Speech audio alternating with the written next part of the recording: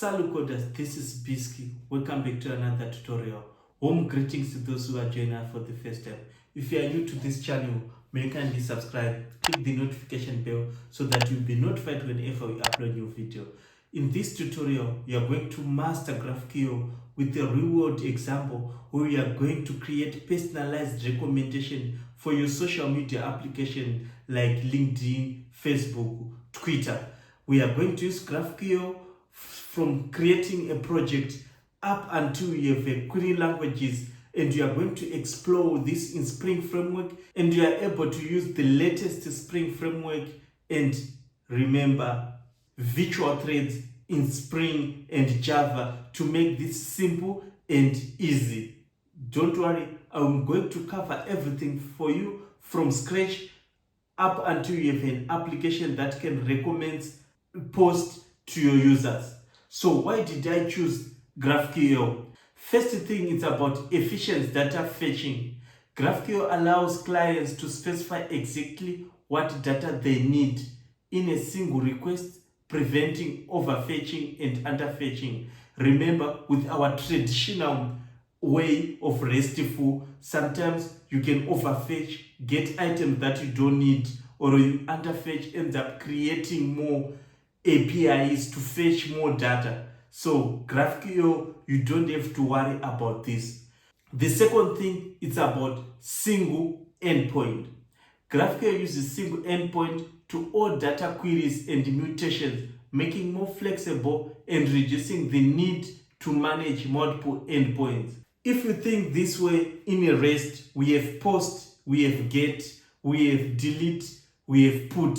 In traditional way, you have to create multiple endpoint resources to manage this. But in GraphQL, don't you think of one endpoint that can manage all these things? So for me, I have to choose GraphQL because it's modern. Why should I go for traditional thing that can take time, wasting time creating these? Then the next thing is about real-time updates with subscription. GraphQL supports subscription, enabling real-time data updates, which is powerful for live features like charts, notification, and dashboards. Traditionally, RESTful, it doesn't support these things. There's a workaround of using polling or using WebSockets. If you know these things, I think you are now understanding. So let's choose GraphQL because our social media application, in the future tutorials, we want to have charts. So it's better to go with this GraphQL. Then the next thing is strongly typed schema.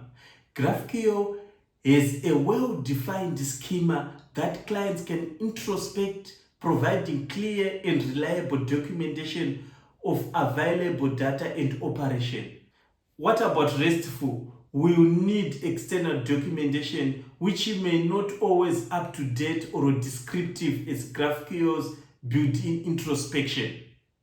I think by this you now understand that we have to choose GraphQL. In terms of documentation, why do I need to install those Swagger things? Here I can use GraphQL to test my APIs with easy versioning flexibility. GraphQL avoids API versioning since the client can specify exactly what data it needs, allowing API to evolve without breaking existing clients. Improve developer experience. GraphQL provides a better developer experience with tools like GraphQL, like I mentioned before, allowing developers to explore the schema, run the test queries, and view real-time response during development. With all these advantages that I have mentioned here, you can see GraphQL is now modern and it's the future, and we don't have to rely on traditional. Although out there people have a lot of experience with RESTful, but it's time to change. Let's bring something new. And because right now, think of we are building an application that can be used by billion users. It's better to know which tools to use that supports billion users. So you have to choose GraphQL. And with these advantages, you can develop an API which has high scalability, secure. In Spring, you see we are going to integrate with Spring Security, and we are using Keycloak. As I told you before, Keycloak is our authorization server, and it will be working fine. We are going to test our APIs using this GraphQL, but I'll show you how to do it with Postman. It's also possible. So let's dive into this project. Let's get started.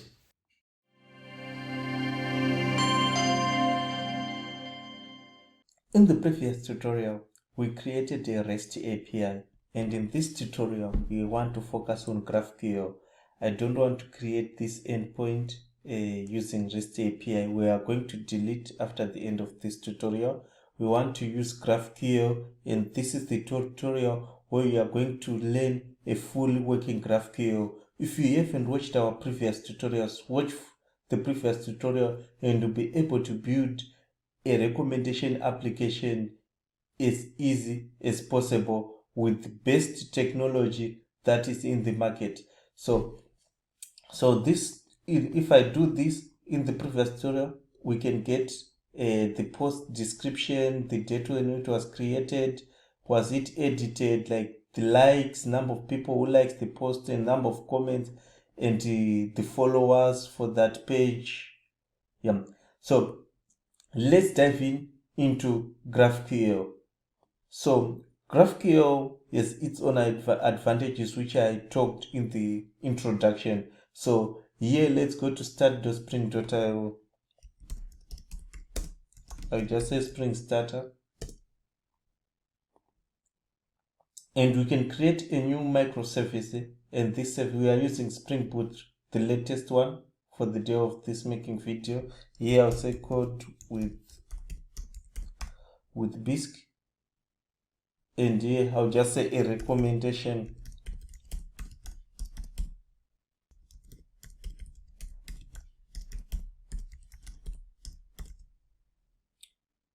Recommendation service, and I can remove this. I'm using Java version 22. You can choose 21, but 17 no, because you have the advantage of virtual threads. For this video, choose 22 or 21 because we are going to use virtual threads. So you can see 11 and 8 is no longer there. So why should we care about those Java versions? Don't add those dependents. Choose these latest ones. Then here we want to add Spring Web. We want to add GraphQL. This one, I want to add Lombok. Since I want to connect to Neo4j database, I can use Neo4j. This one, not the AI one. Let me add this one, also WebFlux for Mono. So after doing this, I can generate this one. Okay, let me open the application. So this is our project. We have opened it. Let's check our dependencies here. Okay, we have Spring Web, Spring Starter, WebFlux, everything is okay. These are the dependencies that we added for Neo4j database connection. So let's first go to the main, and let's go to the resources. I want to change this to YAML.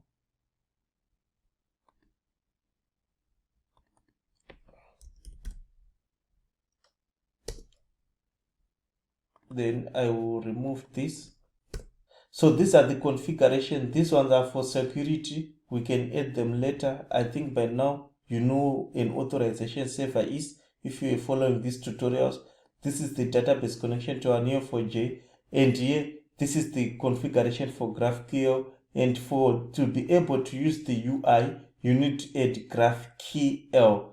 So if you notice something here, we have added when you created the project, this folder was created. It's there to add to. That's where we put our schema, our queries, our mutation for GraphQL. These are the configuration for our Keycloak where it's currently running, and it is our authorization server. So far, I didn't add Spring Security. I didn't add Spring Security dependents. We can add them later. And in the application name here, I will just say recommendation. recommendation service, and it will be running on this port 2027. So if I try to run, it will run, okay, no problem. But so far, we didn't create a controller for our GraphQL, how we are going to retrieve this information from Neo4j. So what I can do now, let me stop the application. Let me copy what we did on the previous video. In my previous video, we have this model which is personalized posts. So we want to retrieve this information via GraphQL. I can copy the model and I can paste that model here. So here, let me create the packages.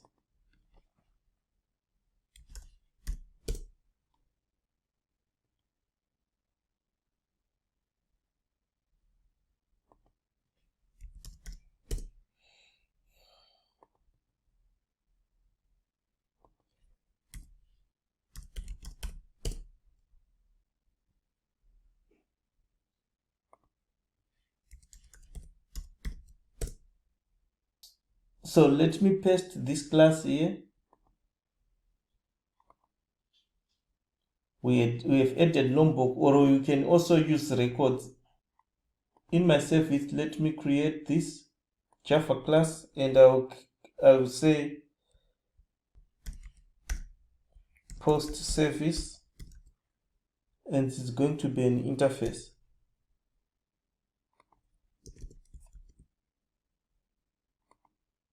And here it's a personalized post. Let me import this. And let's create an implementation for this. I can create a new package and I can call it imp, where I'll put the implementations.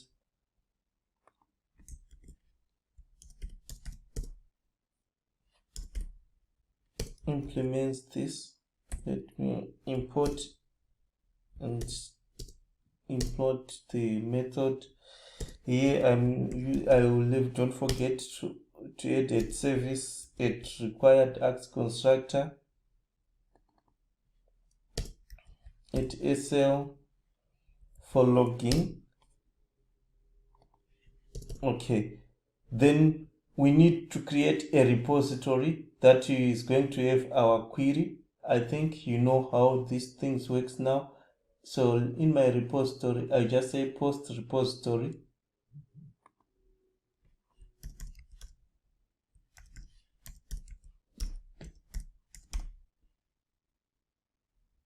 It's just a post repository where I'm putting the queries. Let's make it an interface. I'm not extending anything, but I know it's a repository because I'm going to put the query for personalized here. So what I want to do, I can come back to this one. Let me go to the implementation. This is our implementation. Let me copy what is in our implementation like this. And we are going to copy the user personalized recommendation. Let me come back here. From here, I just want to do this. And here, let's say private file now.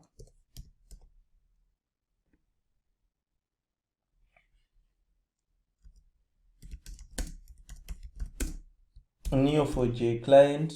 That's why we added Neo4j, because we want to retrieve this data from Neo4j. Right now, for this security service, I just want to add code. When we put our security, when we add our security, that's where we get the ID from the security. So here I will go to my JWT token, this one, and I want to get the subject, which is my user identifier. Let me paste this and I'll go to subject and I'll copy it. I will put it here. Then for JSON utility, let me go and copy this class from the existing service, social service. New package called U2. and I will paste this. Then I'll come back and I will import this one. Then let's now go and copy the personalized recommendation.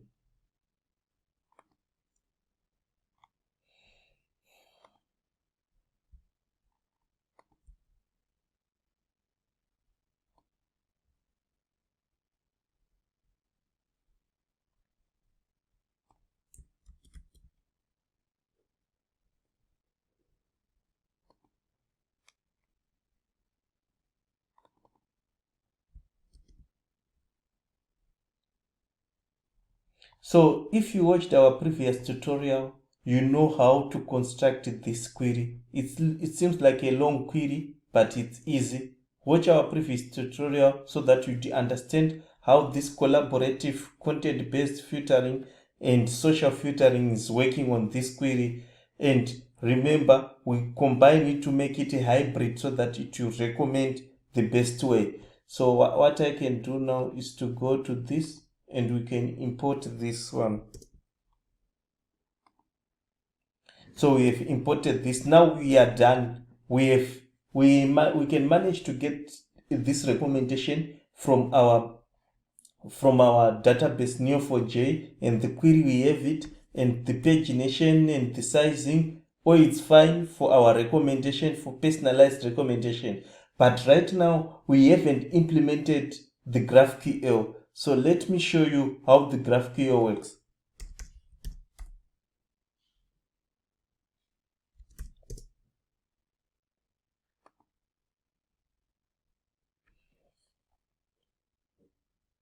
So in the GraphQL, we can have a method that we are going to create, which is personalized recommendation. And from that, you can specify, I want to get a name, which is an attribute that you want to get.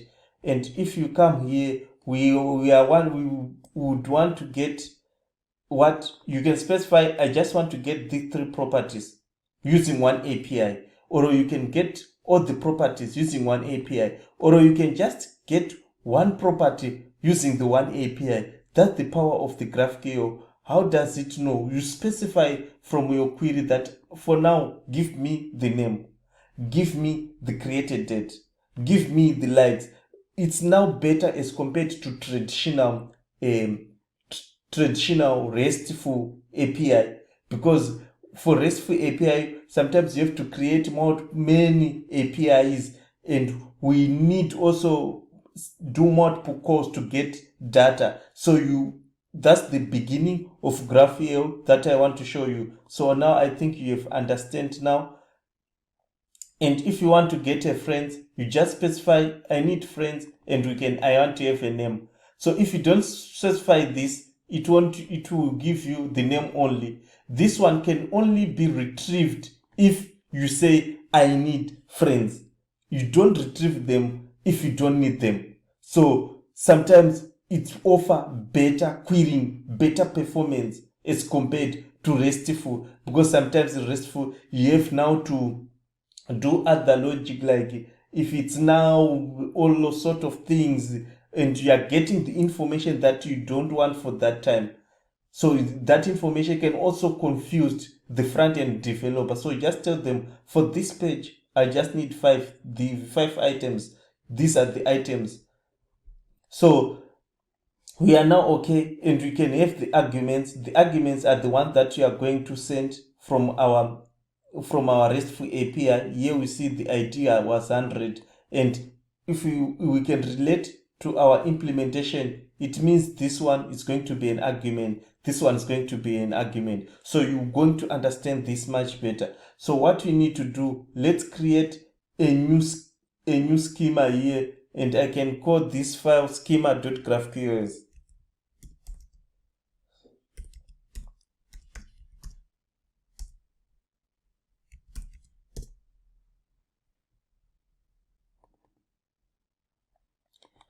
So this is for all the extension, they are supposed to end with GraphQL, so that when the application starts, it will be able to identify these GraphQLs, to be able to know which methods do you want to query for mutations. So here we need to say just say schema, because it's now a GraphQL. I want to use the query.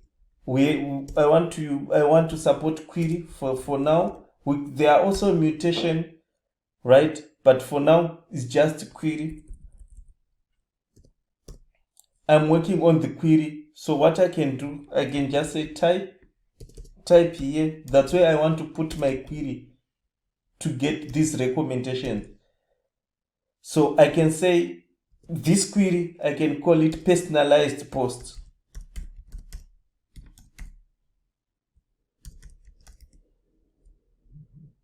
And it's going to have like the page that we want, and it's of type int, and the size is of type int. It's a type of int, and we need to return a personalized post, and this one is going to be an array of personalized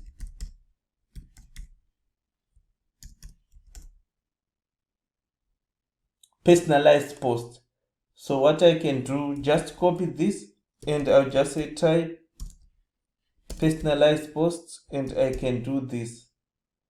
So I need now to add the items based on what we have in our DTO. This is the properties that we want. We want to have likes. We want to have, so I can do this. I can say likes, and it's of type float. I can say comments, number of comments, and it's of type float again. I can also say these followers, these are for the page or a user.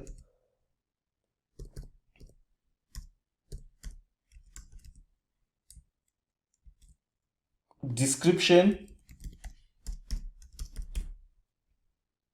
and it's of type string.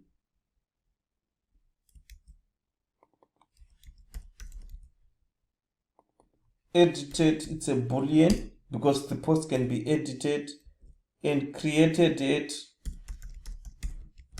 I can just say string edit. It's just a string. You can format it. Post ID, it's a string. Image URL, it's also a string because the image of the page, because we want to show the image of a user or a page for each post. And we want also to show the name of the page or the name of the person, and belong to, because the post can belong to a user or can belong to a user. If you have a page, the post can belong to your page. And also you need an owner ID. I think for now we are okay. These are the fields that we have up to owner ID. Let me see here. Yes, this is what we have. So now we have this schema. We have the schema, and we are saying for the schema we want to query. Query is like retrieving data, selecting. If you from the RESTful API, it's equivalent to get mapping. Here we just say query. And if we want mutation, like delete, post, update, here we just say mutation. But so far I'm supporting query. I'm not supporting mutation because I'm just working on the retrieving side. And here for our first query is this one. If you need more queries, you can put them below here. That's where we are going to put our queries. And these queries must match with our controller, with the name of the method in the controller. So now let's go to our controller. Let's create an API, and this one I can call it personalized controller.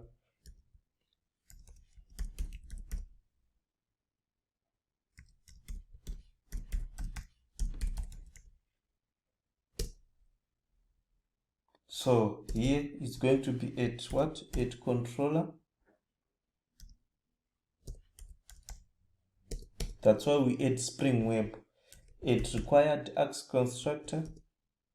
I think let's just add SL. Maybe we want to log to see if the request comes in. So after doing this, let's add private final post service. I think post service, this one, and I paste service. Then we need to create a method. We now want to retrieve information from our GraphQL, and we want to use GraphQL to be able to match these fields. And the name of the method is going to be personalized post, and it's supposed to return a list of personalized posts. So this is the method. So what we can do, and it's going to be a list public. Remember, it's supposed to be public list of personalized posts, right? Let's import this, and also this name must matches the one that we have here. This name must match this one, which is in our query. If you are used to RESTful in Spring, you used to say at get mapping, but here we said at query mapping, like this. And we want to return this return. So it will do the logic, it will do the magic personalized, get personalized recommendations, but we want to pass a page and a size. So here we just say string page. No, it's not a string, it's an integer page and integer size. From here, let's see, we want a pages and a size. We start with the page comma size. In RESTful API, because I want you to relate with RESTful API so that you understand this better. If we go to this documentation for querying, you see here it was said these are arguments. As you can see from the API, because it's a query mapping, that's why we said at query mapping, because you want to query. We have query and mutations. So it's a query mapping, you understand. And now we are on arguments. So since it's a query mapping, we have the method of the query, means in our controller you can put that method into the method that we have into our schema.GraphQLs in the query type. So that one, the method name matches. Then we now go to the arguments, to the argument. So since we are on argument, this is an ID. How does it relate to the argument? Because in RESTful API, you used to say a path variable, a request param, but here it's easy. Just say at argument. You can just say at argument. At argument. Like this. And after doing this, we'll be able to retrieve this information from our GraphQL. So we are done. This is the GraphQL. Let's try to run the application.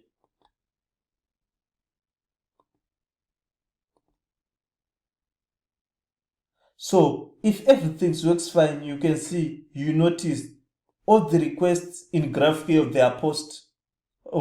It's a post, they are post requests, and they get into this path which is GraphQL.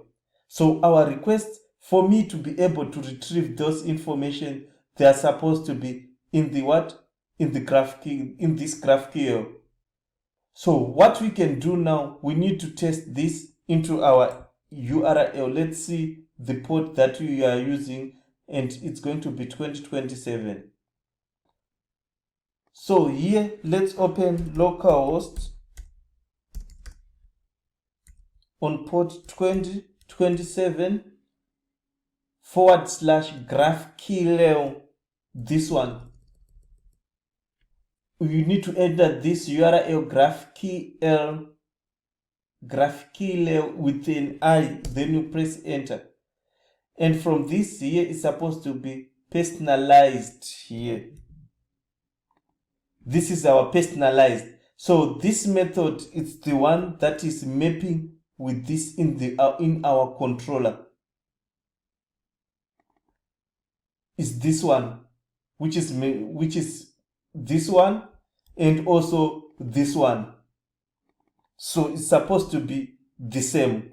Remember, it's supposed to be the same. So in our argument, this is our argument. If you read this, they told you these are arguments. That's why I put an argument in my API controller.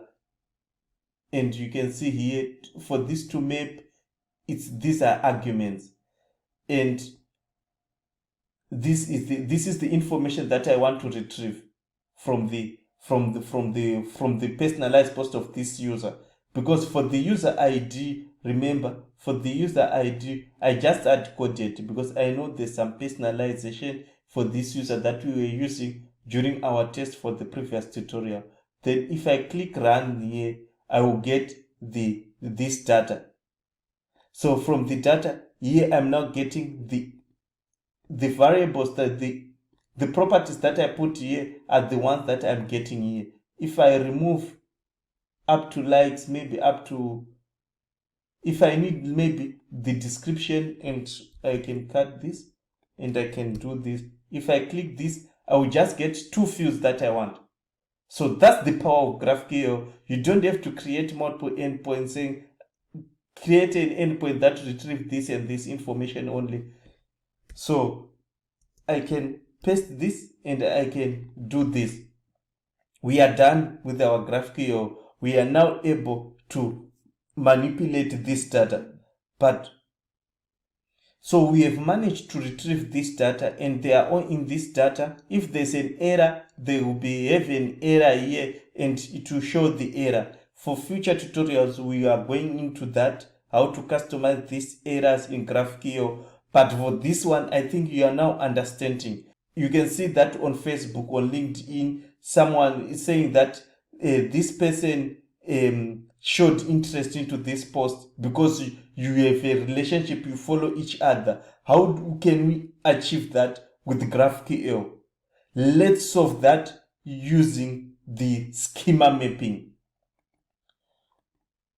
So what I want to do here, I just want to create a DTO code user here. Let me create a new DTO code user. Let me call it a record. A record is fine. And yes, string. I'll just say the ID of a user and string name. Maybe you just need an image URL to show the image of that user who you follow, who also liked the same post. Yeah. After doing this, we can now let's go to our controller. That's where we want to do our magic. So in our personalized post here, I just want to go and add another attribute. And this one, I can just say friends. Let me just say user. Let me say friends.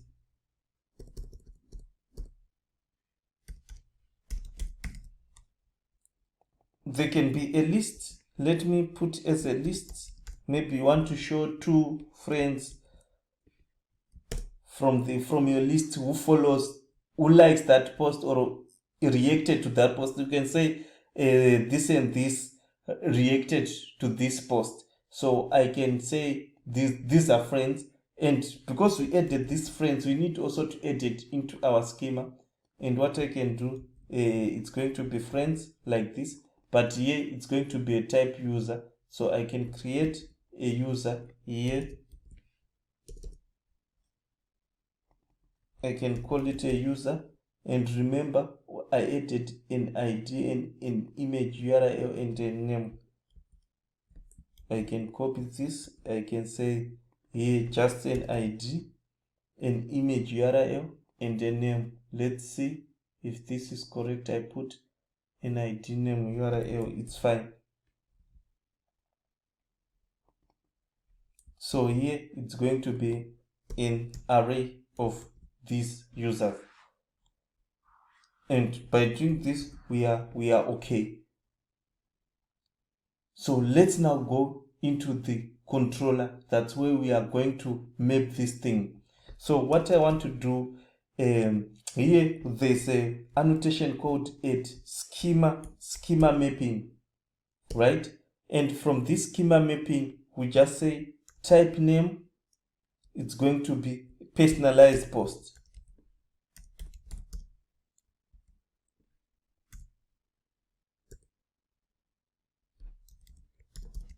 Which is this one, the one that we are using, personalized post.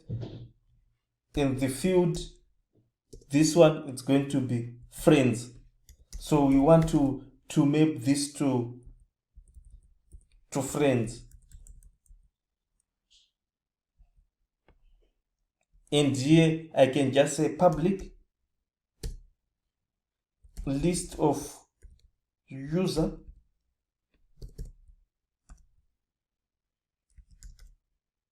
and I can just say friends, like this one, and it's of this type. And I can say return list of, since it's a record, I can just say new user, and I will say ID 1, and for the name I'll just say Bisky,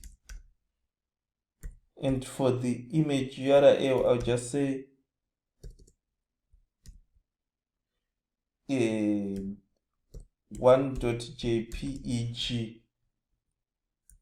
Let's say this is the only user. Here we are not supposed to do this. We are supposed to say data fetching environment. Data fetching, this one, data fetching environment. So this will retrieve the information from the previous, from this personalized post. So what I want to do, I just want to log info. I want you to see something. Get friends. I want you to see when this method is being called. So I just had coded this thing, but literally we must retrieve this information from the database looking for the post ID. So if you want to see the post ID, we just say, if you want to see that post ID, you can do this dot get source,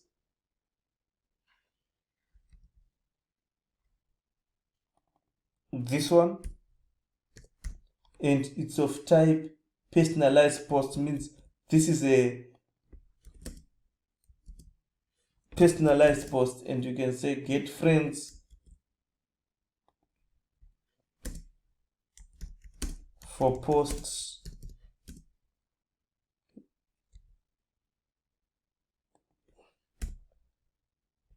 post ID. Maybe we want to see for this post ID.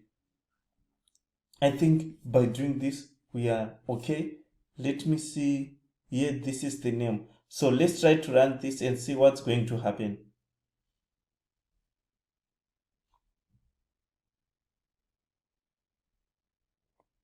Okay, since we added friends, we need to reload here. After reloading here, just say friends. You can see it's now showing these friends, and you can put here, and from the friends we have name like this, we have the ID, I think, and we have image URL. Then we can send a request. Here we are getting friends, so I think we have an issue on our schema mapping. So let's go to our schema mapping. Here it's not supposed to be, the type name is not supposed to be this personalized. Sorry for that, it's supposed to be this one. You can say personalized like this. We are using personalized, this one. Then let me reload this and see, it's supposed to show return this user for all those two posts. So if I come back here, if I send a request now, you can see it returns a friend because I'm hard coding. Let's see on our request, you can see we are getting friends for the post ID, this one and this one. This is the logging that we put here, and you are able to get the post ID. So you can retrieve the information of the friends. But the initial query mapping was this, because we are now looking for the friends here. It's for these friends here. It's now pulling that data. So let's try to remove this. Let me remove this and let me clear this. We want to see the logging, if you are going to have the logging again, and then we can come back here and you can execute it. So far we don't have friends because we didn't put it here, and you can see it's not loading. It's not logging these friends because we didn't told the query to retrieve those friends. This is the power of the query languages. But what happens with this here? Let's say here we have friends. Let's say we want to add related posts. Let's say we want to show the related posts. So I can say it can be like this one. Let's say I can say related posts like this. Let me add also this into our personalized here, and I can do the same. It's a list again, and it's of type personalized, this one. And let's try to reload and try to get personalized also. But we didn't add a schema for that. Let's try to add the schema for that also. We see this one working, and let's go to the schema, to the controller, and add a schema for personalized. I can do this, and I can do this personalized post in my query or in my schema. It's this one, related post. Here it's related posts, right? Get related posts.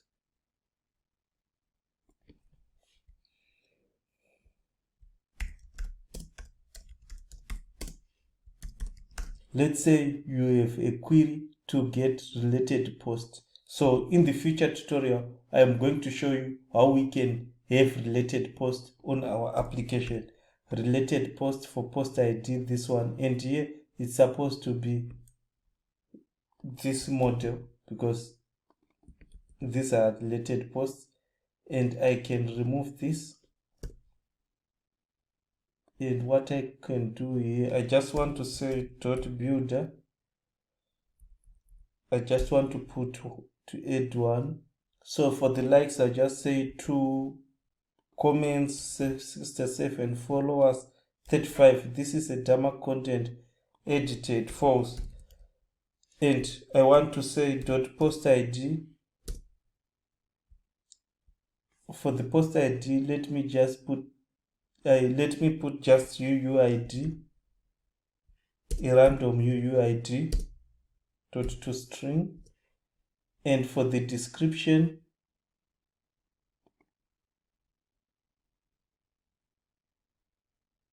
so I usually do this for every line in the builder to make it readable.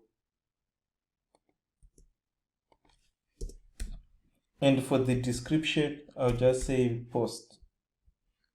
I just say related post, like this. So we are going to retrieve this related post. I will just say description and ID. That's what I want from this related post. This is just a dummy data. So I can restart this.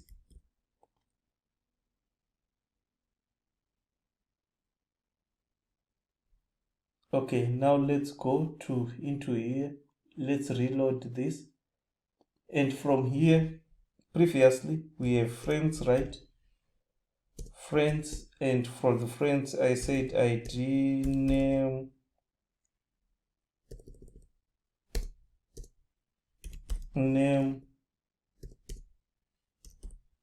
image, URL.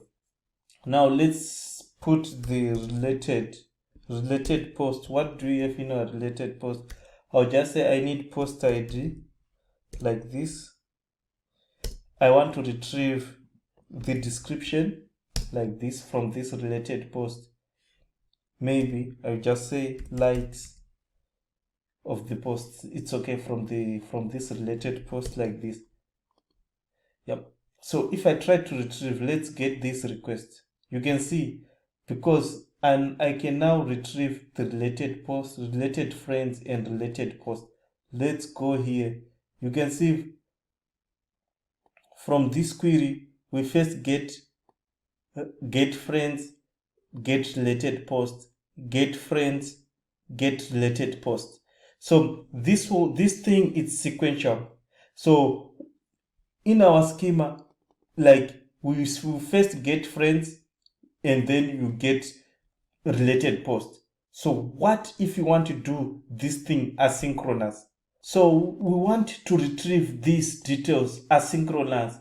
Let's say we have multiple things that we are pulling from the API, from the database, and we want to retrieve them asynchronously without waiting for this one to complete and this one to complete. And with Spring, there's the power of virtual threads. We can have millions threads at the same time pulling this data. So how do we achieve this? So to achieve this, we need here to say a private final executor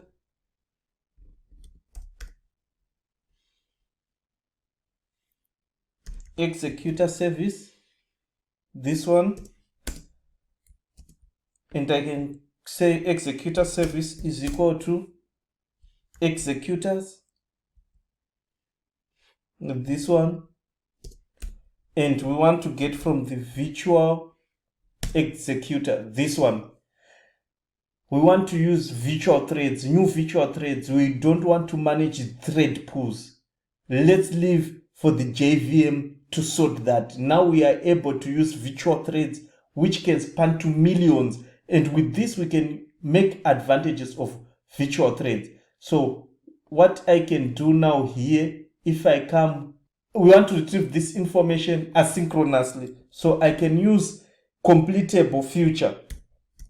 Let's just say completable feature, and I want to return this. Our list is not of completable feature. Let's try to get this from the completable asynchronously. So we just say completable feature dot supply async like this, and I can do this.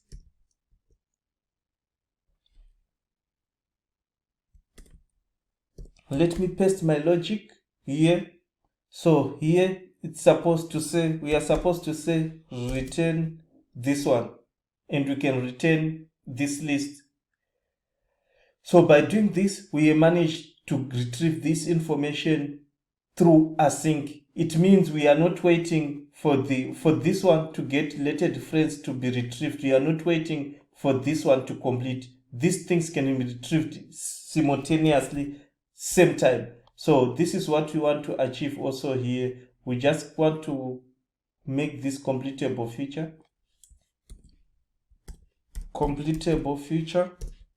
and I can do this, and I would want to copy. Let me just copy this one. I'll just say return, like what we did, completable feature dot supply async, and we can put our supply here, and we can return this information from here. We put a semicolon here, and we put a semicolon here. We can make it replace with this symbol lambda expression like this, and we can make it an inline like this without the parentheses. And then let's try to reload. So this is how you can call your methods asynchronous. For better performance, we are using virtual threads. What the advantages of using virtual threads, getting this information, and it improves in performance and scalability. So I want to clear here, and I can send this request again. We can get the same result, but we improve the performance. So we have improved performance. It's something that you did not notice, but you notice when we have load. But now we are okay. We have improved performance, and for scalability, it's okay by adding these lines of code. So in the future tutorials, I'm going to add the logic here for this API that we just put here and get this information from our Neo4j. In this tutorial, I was more focusing on the GraphQL, and you have understand GraphQL, how you can use schema mapping, how you can use query mapping, how you can create the schema, the query, your types, the data types, and how you can retrieve those information from the database using Neo4j. Here you can see, if you watch our previous tutorial, this is how we are retrieving information from the Neo4j and how this thing is working. So what if you want to test this with Postman? Let me just jump. Okay, you can see here there's a GraphQL, so you can copy our URL. It's running on localhost, and you can come and copy this path that is configured here, and we can paste it here. Then remember, I told you, if you look here, it's a post, so we need to come here and make it a post. Then we need to come to our body. In our body, we need to select GraphQL. From GraphQL, this is a query that you want to retrieve. So what you can do, let's come back here and let's copy the information that you want to retrieve here, that we are using here, and let's paste this query, and we pasted here, and let's send a request. We have managed to get the information from as the same way that we're doing here with Postman. See, this is how you can test these things with Postman. So if you come here, maybe I want to show you something. If you come here, you can see you have the query, and you know the query, how it looked like, and you can also go to the fields that are here, and you can know these fields as they are. So this is also something that you can also learn to know which query do you need to fetch. Here it's personalized post. That's why we are putting personalized post. In terms of the fields, this is a personalized post. You can see these fields, they can match the ones which are in here. This is how you can achieve this. So what we can do next, we need to add security. From our project here, let's go back to our project. We need to add security, and let's go to our POM XML. For me, I use IntelliJ. So if I can click this one and I can search for security, I can use Spring Security and the authorization server, which is Keycloak. And I can add this dependent, and you can download these dependencies. So for the authorization server, remember we configured our authorization server to Keycloak, and this is the path. If you haven't watched our previous tutorial, you can watch them and you'd understand all of this concept, like authorization server, how they are important in terms of security. So by doing this, if I run this application and if I try to test the application, if I send this request like this, I'm now getting 401 because I'm not authorized. I have to add a bearer token. So from the bearer token, so the authorization type here, I can change this to bearer token, and I can paste my bearer token. You know how to get this bearer token. We have our login URL. I think we have tested with our bearer token. We put our bearer token here. Let me just copy this one. It's not yet expired, I think so. I put a long time. It takes time to expire, I think 1 day. Yeah, then let me try to send a request. You can see after adding the bearer token, I'm now able to retrieve the information. It means our API is secure. Those GraphQL, they're also secure using this one. But what happens to this? to this screen that we are using here. What happens to the GraphQL, this one, if I reload this 401 unauthorized? How do we fix it? We need to configure web security filter. So let's just copy the one that we have here. If you go to security, we have this one, web security. I can copy this and I can come back. I can put, let's add a config here. I can say new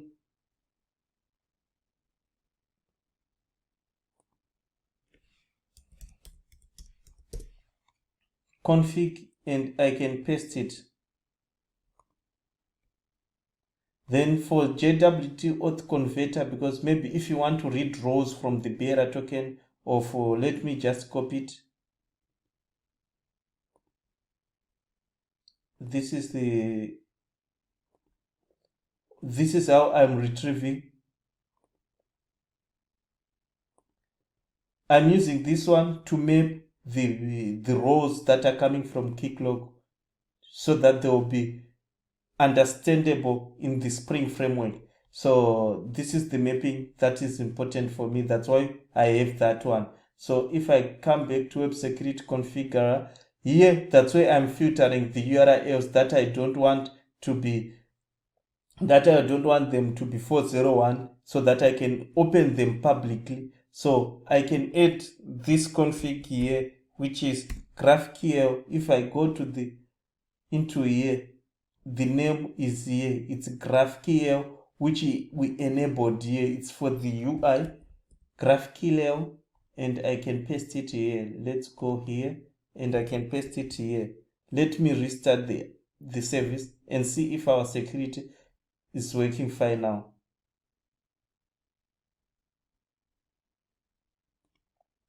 Okay, I can now reload this. You can see we are no longer getting 401. We have managed to implement security to the UI, to our GraphQL queries. Even if we add the mutation, we need to pass that query. So here I'm getting this issue because I don't add a bearer token. So if you are using this one, we just say authorization. It's a map. These are headers, as you can see here. I can say bearer and I can copy this bearer that I was using here and I can paste it here. And if I do this, I can retrieve my data without any issue. This is how we can achieve security. I've showed you end-to-end GraphQL up to security, including completable features, asynchronous, improve performance and scalability. So if you are new to this channel, may kindly subscribe, click the notification bell so that you'll be notified whenever we upload new videos. Let's meet on another video tutorial where we are creating similar posts, finding users who have reacted to the post, and these users are the ones that you have relationship with, your friends. Salut coders.